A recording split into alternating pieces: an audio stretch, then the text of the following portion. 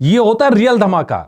Real धमाका यानी शाम 4 बजे तक बॉर्डर 2 ने चौथे दिन 31 करोड़ रुपए से ज्यादा कमा लिए हैं। अभी पीक टाइम आना बाकी है। पीक टाइम अभी आना बाकी है, मतलब इवनिंग शोज का कलेक्शन आएगा, नाइट शोज का कलेक्शन आएगा, और ये कलेक्शन डेफिनेटली डेफिनेटली 60 करोड़ का जो एक प्रोजेक्टेड अनुमान था वहां से ऊपर जाता हुआ नजर आ रहा है। क्यों? क्योंकि उसकी वजह साफ है। एक तो जो बीएमएस पे टिकट सेल आप देख रहे हैं, लगातार 50, 60, 70 के आसपास टिकट सेल जारी है, और वो आपको बुक माई शो के ऊपर अब दिखेगा, जगह जगह हाउसफुल दिखते हैं। और जो सेक्निक का डाटा आ रहा है वो डाटा भी आपको इसी तरफ इशारा कर रहा है। शाम तक का जो डाटा आया है वो 31 करोड़ 54 लाख रुपए अब तक ये फिल्म कमा चुकी है। और उसकी वजह क्या है? वजह है ऑक्यूपेंसी। ऑक्यूपेंसी रेट बहुत ज्यादा हैरान करने वाला है। ऑक्यूपेंसी रेट मॉर्निंग शोज में 40% का था, 40% ऑक्यूपेंसी रेट, लेकिन आफ्टरनून शोज में यह तकरीबन 80% ऑक्यूपेंसी पे पहुंच गया है। 80% ऑक्यूपेंसी का मतलब समझ रहे हैं? मतलब गिनी चुनी सीट्स खाली रह रही हैं, पूरा जो हॉल है वो भरे हुए जा रहे हैं। पता, फ्रंट रो की आप कुछ सीट्स आप छोड़ दीजिए, बस उन सीट्स को छोड़ के पूरे पूरे हाउसफुल जा रहे हैं। ऑक्यूपेंसी रेट 80% जा रहा है, और ऐसा सिर्फ तभी हो रहा है क्योंकि ये पूरी तरह से एक इमोशन वाली मूवी बन के निकली है। एक ऐसी मूवी जो ऑडियंस के साथ कनेक्ट कर रही है, एक ऐसी मूवी जिसको देखने के बाद फैमिली साथ में आ रही है। मतलब हमने देखा धुरंधर के टाइम पे, या हमने देखा एनिमल के टाइम पे, फिल्में बहुत चली, लेकिन ए रेटेड होने की वजह से पूरी फैमिलीज फिल्म देखने नहीं पहुंच रही थी।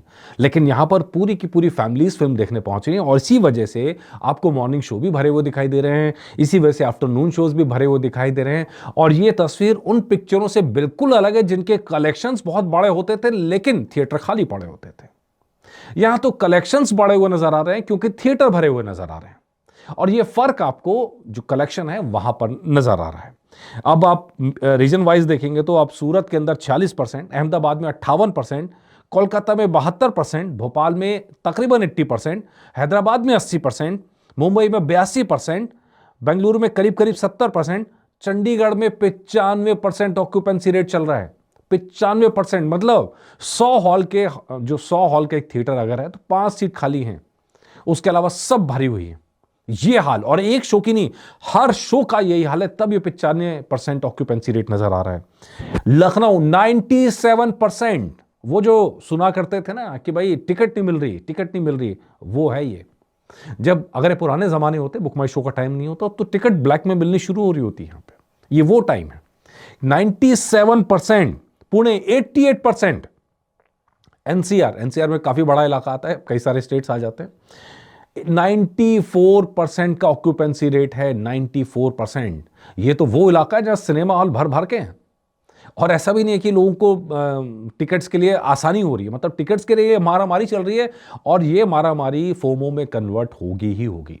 अब यानी बॉर्डर 2 का फोमो शुरू होने वाला है, और ये आपको अगले मंगलवार, बुधवार या आने वाले दिनों में भी आपको दिखाई देगा। जब एक चीज होती है और चीज की कमी क्रिएट हो जाती है तो लोगों को लगता है यार मैं छूट गया, मेरे से मिस हो गया, तो वहां ये फोमो इफेक्ट क्रिएट हो जाता है, और बॉर्डर 2 पर अब ये फोमो इफेक्ट पूरी तरह से लागू हो जाएगा। अगले कुछ दिनों के अंदर आप इसका इफेक्ट का असर आप देख लेंगे। अभी तक मेरे से सवाल पूछे जाते ट्यूसडे का क्या होगा, ट्यूसडे का क्या होगा। भाई साहब, इस ऑक्यूपेंसी रेट के बाद किसी को कोई शक होना ही नहीं चाहिए क्या होगा। अब यहां से जो इफेक्ट क्रिएट होगा वो रिपल इफेक्ट बढ़ता जाएगा, बढ़ता जाएगा, बढ़ता जाएगा। और अब यहां से, क्योंकि जैसा हमारा अनुमान था 4 दिन का 200 करोड़, मैं तो पिछले एपिसोड में मैं तो मान रहा था 190 करोड़ के आसपास आ जाएगा, लेकिन अब लग रहा है कि वो जो अनुमान था, भविष्यवाणी कह लीजिए अब तो उसे, क्योंकि सच साबित हो जाएगी, तो 200 करोड़ यहां पे डेफिनेटली पहुंचने वाला है। ये जो कलेक्शन के अंदर उछाल दिखाई दे रहा है, डेफिनेटली वर्ल्ड ऑफ माउथ का असर है। चेन्नई में 87%, जयपुर में 91%। लगातार अगर आप इसको देखेंगे हर जगह का ट्रेंड लगभग यही है। अगर आप मेरे वीडियोस देख रहे हैं तो मैंने आपको पहले भी कहा था, मुझसे सवाल पूछे जाते हैं कि क्या दूसरी भाषाओं में डब हो रही है, तो मैंने कहा था साउथ का भी इससे सपोर्ट मिलेगा। हालांकि मैं आज मैसेज देख रहा था, और मैसेज देखने में ये आ रहा है कि प्रभास फैंस को छोड़ के साउथ में नेगेटिविटी ही मिल रही है। लेकिन चेन्नई का डाटा बता रहा है, एक वजह ये भी होती है कि कम थिएटर्स में लगी है, तो जिन थिएटर्स में लगी है वहाँ अगर हाउसफुल होगा तो ऑक्यूपेंसी रेट बढ़ा हुआ नजर आ जाएगा, तो वो कहीं ना कहीं हो रहा होगा। लेकिन बात हो रही है कि प्रभास फैंस को छोड़ के बाकी जगह से थोड़ी नेगेटिविटी का सामना करना पड़ रहा है। लेकिन ये फिल्म ऐसी है, नेगेटिविटी टिकेगी नहीं इसमें किसी की भी। बहुत सारे लोग मुझे पे आरोप लगा रहे हैं नेगेटिविटी का। अब भाई 2 महीने से अगर मैं एपिसोड कर रहा हूँ जिस फिल्म के लिए, तो मुझे एक शख्स बता दो जिसने फिल्म को इतना सपोर्ट किया हो। कोई आप बता ही नहीं पाओगे। अब सवाल यह है कि नेगेटिविटी क्या, मैं आज भी कह रहा हूं ये फिल्म की अपनी कुछ प्रॉब्लम्स हैं, वो प्रॉब्लम्स अपनी जगह हैं, लेकिन ऑडियंस को उन प्रॉब्लम से कोई मतलब नहीं है। ऑडियंस को जो इमोशन चाहिए वो उनको मिल रहा है, ऑडियंस को जो कंटेंट चाहिए वो उनको मिल रहा है, ऑडियंस को जो म्यूजिक चाहिए वो उसमें मिल रहा है। भरपूर इंटरटेनर फिल्म है। और मैंने सिर्फ ये कहा था कि कहानी बड़ी फिल्मी है, डेफिनेटली फिल्मी है, मैं अब भी उस बात पे कायम हूं, ये कहानी फिल्मी है और रियल फैक्ट्स के साथ थोड़ा सा बदलाव करके इसको क्रिएटिव लिबर्टी ली गई है। और ये फिल्म वाले खुद कह रहे हैं उस क्रिएटिव लिबर्टी से फिल्म को और इमोशनल बनाया गया है और दिल छूने वाला बनाया गया है। डेफिनेटली अगर ऐसा ना होता तो रावत साहब का कैरेक्टर ना होता, अगर ऐसा ना होता आईएनएस कवच ना होता। ये सब चीज़ें अपनी जगह हैं, लेकिन फिल्म बनाने के अंदर बहुत सारी चीज़ें देखी जाती हैं। और अनुराग सिंह ने, मैं आपको बार बार कहा, अनुराग सिंह इमोशन के मास्टर हैं। जिस तरह से उन्होंने रुलाया है जगह जगह, जहाँ वो चाहते हैं उन्होंने रुलाया है, जहाँ वो हंसाना चाहते हैं उन्होंने वहाँ हंसाया है। पूरी फिल्म वो बांध के रखा है 3.25 घंटे, मतलब कुछ एक मिनट छोड़ दीजिए कि वो ऐसा लगता ही नहीं कि वही कहीं छोटी हो पाएगी। लेकिन जो बनाया शानदार बनाया। अब कह रहे हैं कल्ट क्लासिक, भैया अगर आपने एपिसोड देखे होंगे तो मैं बता दूं, दिलजीत दोसांझ के कैरेक्टर के लिए फ्रॉम डे वन मैं कह रहा हूं कि भाई कल्ट क्लासिक कैरेक्टर बनने वाला है। लॉन्ग रेंज में इस कैरेक्टर को लोग याद रखेंगे। सनी देओल के डायलॉग डिलीवरी को लोग लॉन्ग टर्म में याद रखेंगे। वरुण धवन के लिए जितने कैरेक्टर पर दाग लगे थे, जो सवाल उठ रहे थे, इस फिल्म के बाद कोई सवाल नहीं उठेगा।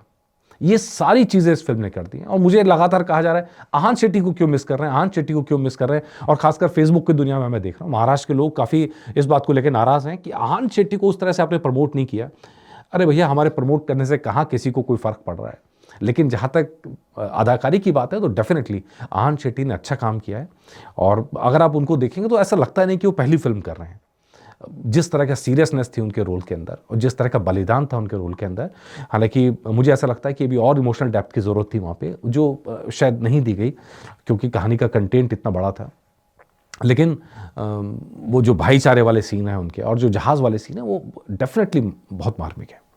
खैर, ऐसे शिकायतें तो ये भी आ रही है कि यार हीरोइनों का जिक्र नहीं किया। अरे भैया, मतलब अगर ऐसा करने लगूँ तो मैं आधे आधे घंटे के एपिसोड रोज़ करने लग जाऊंगा। हालांकि गाली देने वाले तो अब भी बैठे हैं, वो देते रहेंगे, जिनको गाली देनी है वो देते रहें, लेकिन मुझे जो एपिसोड करना है मैं वही करूंगा, जो मुझे सही लगता है मैं वही एपिसोड करूंगा। जिसको हेट फैलानी है वो कमेंट्स में आके फैला सकता है, मैंने किसी का कमेंट डिलीट नहीं किया है। जिसको अपनी बात रखनी है वो अपने कमेंट्स में आके रख रहे हैं, मैंने किसी का कमेंट डिलीट नहीं किया है। एक सिंगल कमेंट भी मैंने अब तक डिलीट नहीं किया है। भैया, आप हेट फैला रहे हैं तो आपका भी स्वागत है, आपकी अपनी राय, मैंने अपनी राय रखी, अब आपको भी अपनी राय रखने कहा कि जिसको जो करना है वो कर सकता है। डेफिनेटली मेरी टाइमलाइन भी खुली पड़ी है। और रही बात ईमानदारी की, तो मेरी ईमानदारी पे अगर आप शक कर रहे हैं तो आपसे बड़ा बेवकूफ़ कोई नहीं है। ठीक है जी। तो आप अपने निगाह में आप अपने आप को देखिए, मैं अपने आप की निगाह में मैं अपने आप को रखता हूँ। मैं जो बोलता हूँ पूरी ईमानदारी से बोलता हूँ, पूरे दिल से बोलता हूँ। जिसको अच्छा लगना है लगेगा, जिसको बुरा लगना है लगेगा। ये अच्छा लगना है या बुरा लगना है आपके रिएक्शन है, मेरे रिएक्शन नहीं है। मेरे रिएक्शन सच पे बेस होते हैं। मैं आज भी चैलेंज कर रहा हूँ उन सारे लोगों को जो मेरे खिलाफ हेट फैला रहे हैं, आप जाके मेरे कहे हुए पॉइंट्स में एक भी पॉइंट को गलत साबित करके दिखा दो। मैं चैलेंज कर रहा हूँ। मैंने जितने पॉइंट कहे, 5 पॉइंट मैंने कहे थे जो भी एपिसोड में, एक भी एपिसोड में मेरे एक भी पॉइंट को गलत साबित करके दिखा दो, मान जाऊंगा। तो खैर, लेकिन बताइए, मूवी के लिए हम मूवी को फ्रॉम डे वन सपोर्ट कर रहे हैं, लगातार सपोर्ट कर रहे हैं और आगे भी करते रहेंगे। देश की मूवी है, देश प्रेम की मूवी है, डेफिनेटली इस फिल्म को आगे जाना चाहिए और इसको तो हमने बिना शर्त सपोर्ट किया है। देखते हैं कहाँ तक जाएगी, जितना आगे जाएगी हमें उतनी खुशी मिलेगी। और हम तो चाहते हैं ऐसी मूवी और बने। हम तो बॉर्डर 3 की भी इच्छा रखते हैं। हम तो ये भी चाहते हैं जो 1971 वॉर पर अभी फिल्म आए, वो फिल्म आनी बाकी है। पूरी की पूरी जो बॉर्डर जो था वहाँ पे सीन हुए थे, जो चीज़ें हुई थी, उन सबको दिखाती हुई फिल्म बने। अभी तक नहीं आई है, मेरी इच्छा है आए। अब आप लोग अगर सहमत तो कमेंट करके बताइएगा। नमस्कार।